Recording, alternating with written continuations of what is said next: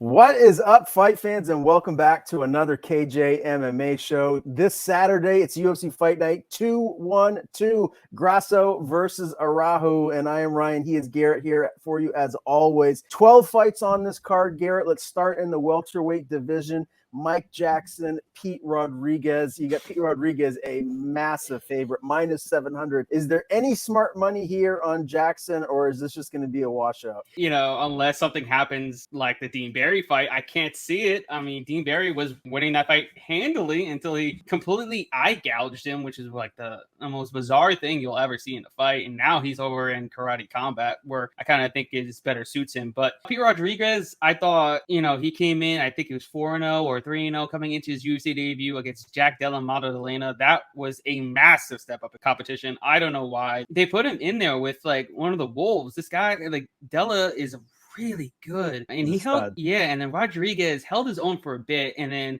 he succumbed to strikes like we kind of all knew he was going to. But this is, a gimme fight for Rodriguez. They're like, okay, you filled in for us. Thank you so much. Here's Mike Jackson. Here's your first win inside the octagon. I can't see him fucking this up because I think Rodriguez, he's got decent hands. He's definitely got power. I think all of his 4 wins have come by knockout. He trains at the MMA lab. He's an actual fighter. He has an extensive amateur career. He's a good fighter. Okay. Maybe he's not going to be a top tier UFC prospect, but I do think he's a decent fighter, and he's way better than Mike Jackson will ever be. Mike Jackson doesn't take this thing seriously. He's in there for a paycheck. It is what it is. He's a great photographer outside of the UFC. So, and I'm pretty sure that's what most of his focus is on. Yeah, I got Pete Rodriguez taking this fight. Probably early knockout, just like he has in the past. Yeah, I mean, if you're in Pete Rodriguez's corner, you got to be thinking to yourself, thank God we don't have to face Jack Della Maddalena again. I mean, that guy, I'm telling you right now, he is going to climb the welterweight rankings. He is an absolute stud. So I'm with you. Pete Rodriguez, it's a no-brainer. Don't overthink this one. Pete Rodriguez is going to get the win. Let's move to CJ Vergara and Tatsuro Taira.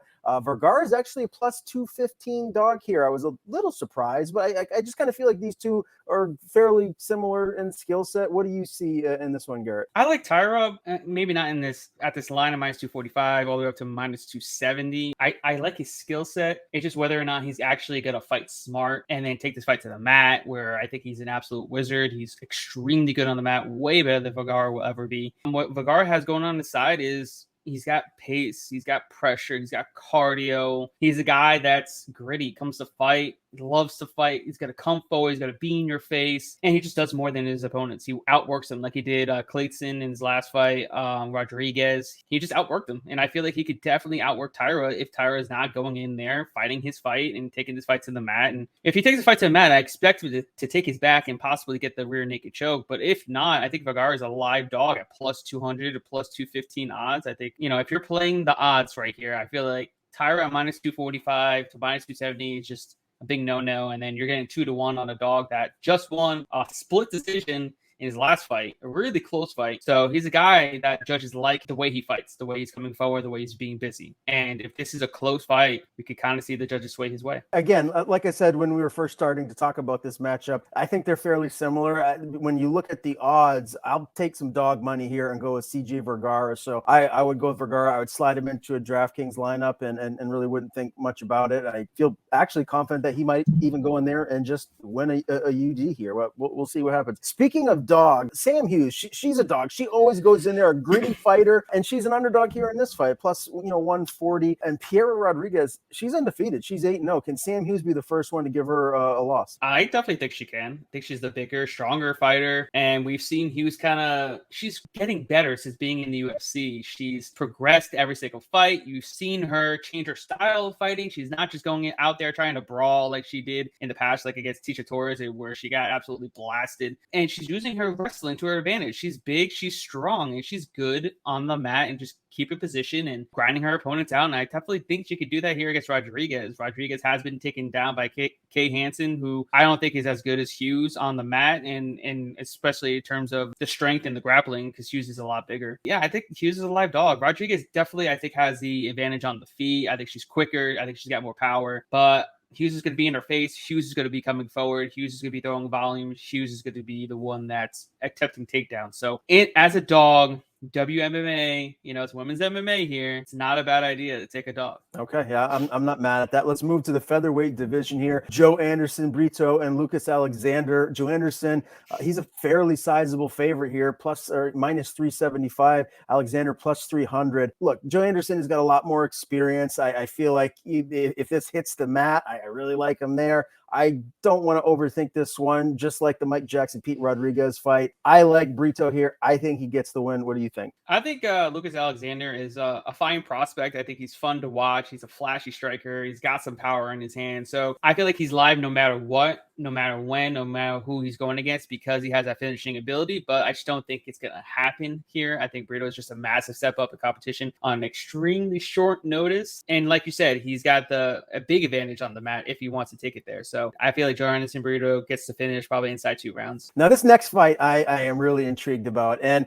it has a little bit to do with the fact that I'm a massive Diaz brothers fan. As you know, I love both Nick and Nate, and I've been fortunate enough to interview Nick Maximoff, their protege, a couple of times, and he's looking to get back in the win column here, and he's got a tough test. Jacob Malkoon's legit. Right now, Maximoff is a small favorite, minus 120, Malkoon plus 100, 110. I'm not 100% certain how I see this one going, Garrett, because I think both of these guys are very good young prospects. They really have high ceilings. What do you think? Who's going to win? And what do you think about the betting aspect of this fight? This is a tough one. I've been back and forth with this fight. I'm doing the tape study. Malkoon, he's super tough. He's got good cardio. He's got good wrestling. My only worry is that I don't think his jiu-jitsu is as good as Maximov's. I think Maximov's jiu-jitsu is a bit better. Isn't Maximov a black belt under the Diaz? Cesar Gracie jiu-jitsu. My bad. It's having a brain fart here, guys. It's the end of the week. We're getting through this. But yeah, I mean, Nick Maximov is probably the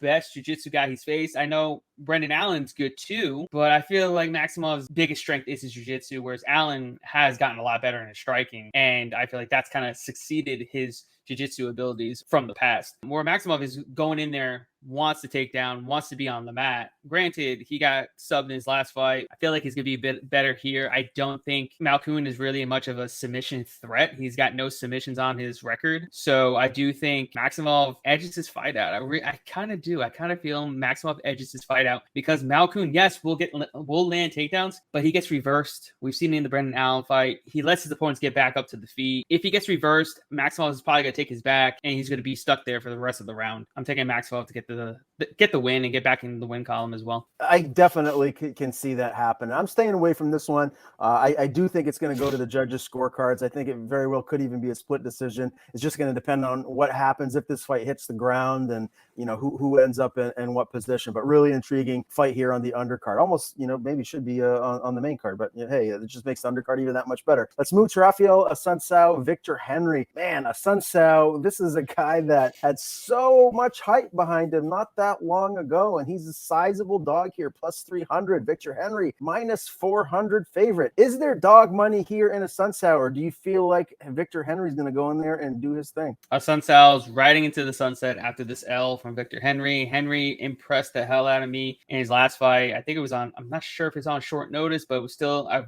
very good win against Hani Barcelos. He's a finisher. He's got knockouts. He's got submissions. Asansau's aging. He's been finished numerous times over his last few years. He hasn't had a win in years. He's 40 years old. Just everything's going against him, and I can't not take Henry here in the spot. I don't like the line of minus 390, but he's definitely going to win. Let's put it that way. Okay, so Victor Henry going to go in there, maybe send a Asansau pack into maybe a retirement. Who knows what happens? But again, a guy that really at one point in his career was a formidable threat. So intriguing fight here to say the least. Now let's stick right with this bantamweight division. Mana Martinez is back in action against Brandon Davis. Mana's about a minus 150 favorite. Brandon Davis plus 130 dog. I am staying the heck away from this one. I'm just going to be honest. I like both of these guys. I feel like Mana is more technical and Brandon Davis is more of I don't want to say like a street fighter, but again, brawler. He's a brawler. He's a brawler. That's the word I was looking for. Yeah, he's going to come in there and just throw it. And Mana's technical. So this could go either way. I'm staying away from it. What are you thinking, Garrett? It's pretty much going to go one of two ways. Either Mana's going to knock him the fuck out because Mana's got legit power. That dude's got some power in his hands. Or you got Brandon Davis is going to take him down and just wear on him and possibly submit him. I mean, we've seen Mana get submitted before. It's not like he can't You can't get submitted again. And Davis is definitely the better grappler of the two. So that's why I'm kind of like on the fence of I don't know who's going to be able to implement their game plan the best, because we've seen Mana get taken down numerous occasions in his last fight. We've also seen Brandon Davis get knocked the fuck out in his last fight, and he hasn't fought since. And he's coming off surgery, no less. So those are all question marks to where I can't bet on Davis, but also the takedown defense of Martinez is still worrisome that I can't go and just run and bet on Mana at this point. I sure hope Mana wins. If I'm going to be subjective here, I like the guy, and I feel like he's, again, got a high ceiling here. He does. In the division. So I'm going with Mana just for those reasons. And you mentioned, Brandon coming off surgery. So I think a little bit more hope for Mana to come in here and get the W versus Brandon Davis. Let's go to the big boys here, at least 205. Misha Cirkunov, Alonzo Menefield. Come fight night, they're both going to be north of 225. These guys are massive. Cirkunov plus 170 dog, Menefield minus 200 favorite. I was a little surprised with that. I kind of feel like this should be closer. I wouldn't even be surprised if Misha Cirkunov wins. Actually, I'm going to go ahead and say it. I think Cirkunov's going to pull this small upset and finish Alonzo Menefield. What do you think, Garrett? It's hard because I wouldn't want to bet Menefield at minus 205, but after seeing how bad Cirkunov has been recently, and he's declined massively over the last few years, I can't really trust Cirkunov's chin at this point either against a very severe power puncher in Menefield. Cirkunov definitely is the much better grappler here. You're talking about William Knight was able to take down Menefield, hold him against the fence, and beat him by decision, no less. Okay, Cirkunov could definitely do that if his head stays intact on his body when Menefield punches him square in the face. I don't know. That's what's making me want to not bet on this fight, because of the fact that I feel just one punch from Menefield can really knock Cirkunov out. But if he just weathers that early storm, he can easily just drag him into deep waters, either get a submission win or get the decision win. The under 1.5 rounds is set at minus 130. They're basically insinuating that Misha Cirkunov is probably getting knocked the fuck out and within round 1. Because if Cirkunov is going to win, I feel like it's going to be more round 2, round 3 by dragging him into deep waters, wrestling repeat, and getting the submission that way. I like the over 1.5 at plus money at plus 100. I feel like Cirkunov's going to keep his head on his shoulders a little bit better and either get knocked down in the late second, or Cirkunov takes over in rounds 2 and 3 and maybe wins a decision. Man, it's going to be a really intriguing fight. I mean, I don't know. I just feel like when you look at them at their best, I don't know, call me crazy, but I feel like when Misha Cirkunov is at his best, he's the better fighter over Menefield. You're right. When you look at Misha Cirkunov and who he's fought in the past, I mean, Glover Teixeira, Johnny Walker, Ryan Spann, Volkan Ozdemir, Ian Kutalaba, Nikita Krylov. I mean, he's been in there with some absolute studs. So the guy's been in there with high level competition. He never has an easy fight. I don't know. It's just a gut feeling. I going with Cirkunov here, but again, like you said, Menefield's got crazy power. It wouldn't surprise me if he catches him and puts him out. We've seen that happen before, but that right there could be an absolute banger here in this main card of UFC Fight Night 212. Let's move to Jordan Wright, Dusko Todorovic. Dusko is a minus 205 favorite. Jordan Wright plus 175 dog. Is there some dog money on Jordan Wright, or is the safe play Dusko Todorovic? Man, I kind of like Dusko in this fight. I like what we saw in his last fight. He went to the grappling, showed that he has that wrinkle in his game that he hasn't been able to show in the past. He was just, stand-up striker. He did that against a good striker in Chidi Njokuani. I feel like he could do the same here. As long as he doesn't get knocked out by Jordan Wright, I don't think Wright has a power that Dusko has faced in the past. Like, Chidi Njokuani's got much more power than Jordan Wright will ever have, ever in his entire life. And Dusko has fought elite competition. Jordan Wright is not elite competition. I'm gonna go taking Dusko here. I think that he's got more ways to win. I feel he can finish it on the mat with some ground and pound, even the submission. You're talking about Jordan Wright just got submitted last fight, and it wasn't even anything that special. I mean, he just went for an ill-advised takedown and got choked out. I mean, that wasn't anything crazy. So I feel like Todorovic is the right side. More ways to win. he gets it done. Now, this next fight actually could be the main event for me. As far as I'm concerned, this is my main event. I'm looking forward to this fight more than any other fight on the entire card, and that's Brandon Royville and Askar Askarov. Royville is about a plus 220 dog here. Askarov is a minus 265, 270 favorite. Garrett, I am just so intrigued by this because both of these guys are super high level flyweights. They're top of the division. And when you talk to Brandon Royville, he feels like he's right now the best 125-pound fighter in the world. And he's been in there with some top level competition. Who knows what would happen if he didn't suffer that injury with Brandon Moreno. And Askar Askarov, he's only lost to Kai Kara France. So, I mean, I don't know really what to think. I'm staying the heck away from this one. I'm not betting on it.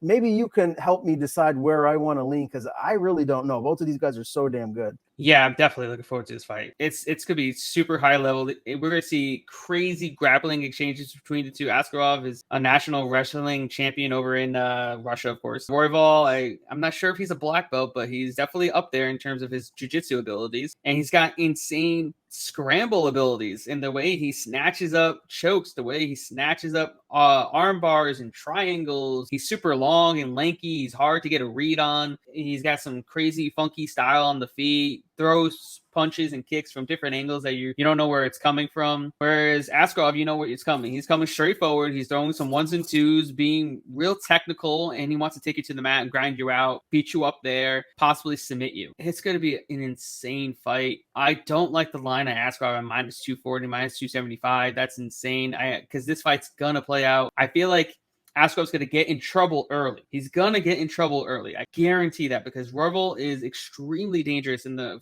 opening minutes into a little bit into the second round. But if Bontarine can take him down and kind of wear him out a little bit, Askarov can kind of do the same thing. If he could just, get out of the dangerous positions early, he can take Royville down, he can grind him out, he can keep him flat on his back. And then Royville is definitely going to get tired playing the jiu-jitsu game for 15 minutes. That gets anybody tired. I don't care who you are. You're getting tired when someone's punching you in the face and you're trying to throw up submission attempts. It's not going to work well. I'm going to side with Askarov here just because I think he's got the better fight style better suited to win this fight. He's going to be able to grind it out a little bit more than Royville's going to catch him in a submission. So you're saying, I mean, with a lot of fights, it really is, styles and matchups, but in this one in particular, you're saying that this is just a bad stylistic matchup for Brandon Royville. Yeah, because he does get taken down. His takedown defense is almost non-existent. Let's put it that way. And he's not going to defend takedowns against Askarov. So he's going to be throwing up submission attempts. He's going to be trying to get up through scrambles. And what's going to happen is he's going to get tired trying to fight off his back for as long as he is. Yes, he's going to get up. He's going to get up, but then he's going to get taken down again. He's got taken down numerous times in the Pantoja fight. He got his back taken. I know Pantoja is a legit BJJ black belt, but Askarov's got some good jiu-jitsu in his own right. And I feel like just the grinding style is going to be too much for Royville. He's not going to be able to just catch Askarov in some crazy submission. And if he doesn't, he's going to gas himself out. And then Askarov's just going to be able to lay on top of him and just grind him out. I mean, Bontarine was able to do kind of the same thing, but he's not as good as keeping position as Askarov is. So Royville was able to get back to his feet, do some more work on the feet. Bontarine's a terrible striker, might I add. Askarov at least has some power and some good technical 1-2s, very crisp on the feet that he can hang with for Royville as well. All right. Well, I can't wait for this one. And this fight here is actually going to have some, I think, number one contender implications here in this one with Royville and Askarov. So I got this one circled. Can't wait for it. Now, your co-main event is Cub Swanson and Jonathan Martinez. Talk about another banger. Swanson is actually a decent dog here, plus 180-ish. Martinez minus 210 favorite. Can Cub pull off this upset, or is his best days behind him and you expect Jonathan Martinez to get the W here? Man, I feel like Cub's being a little bit disrespected on the betting lines. I mean, this is a massive step up in competition for Martinez. I mean, look who he's fought the last three fights. Two of his last three opponents aren't even in the promotion anymore. I'm pretty sure a majority of his opponents aren't in the promotion anymore. So now you got Cub, who's only fought elite competition in his entire career. He's won 3 of his last 4. If we look at it, he's won 3 of his last 4, which is kind of crazy because he's 38 years old and his only loss is to Giga Chikadze, and who's massive for 145. So he's going against a guy that's huge and that kicks like crazy. He's got insane power, and now he's going down to a guy that's his own size. He's finally fighting fighters his own size. Before at 145, most of these guys are much bigger than Cub. That's why Cub was able to make the cut to 135 so seamlessly over the last few months. It's because he's not a big dude. He's only 5'8". John Martinez is 5'8". Martinez is fighting guys that are smaller than him. Cub is not going to be smaller. Cub's only been knocked out by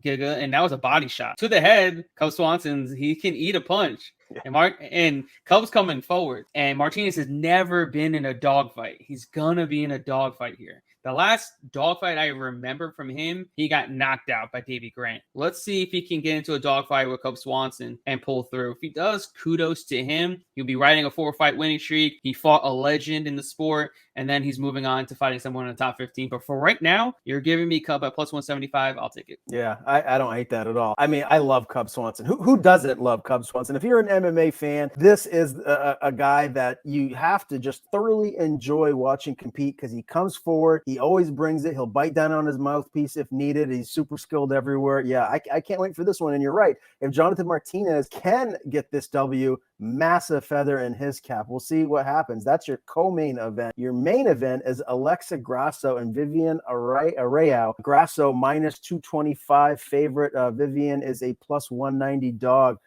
Are the dogs barking here, Garrett, or are you going with Alexa Grasso here to pick up this dub? I've been very impressed with Alexa Grasso's progress over the last few years, especially when she moved up to 125. She looks like a brand new fighter. She's fresh. I think the weight cut did her in big time going down to strawweight. She looks stronger, bigger, I don't know, maybe even faster. She's looking good. She's crisp on the feet like she's always been. Her boxing's electric. And then we've seen her grappling has gotten a lot better. We saw that in the Joanne Wood fight. She actually got the submission win over Joanne Wood.